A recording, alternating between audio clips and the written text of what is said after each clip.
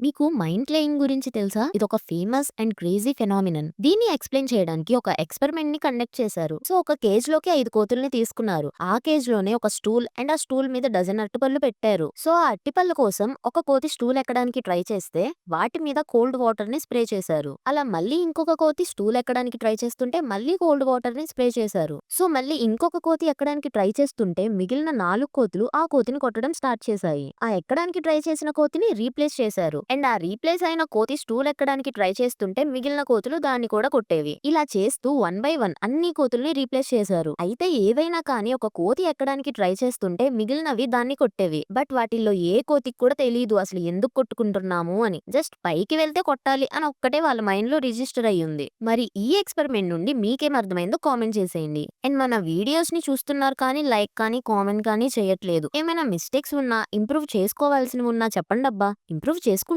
కదా. And comment చేయడం మాత్రం మర్చిపోకండే.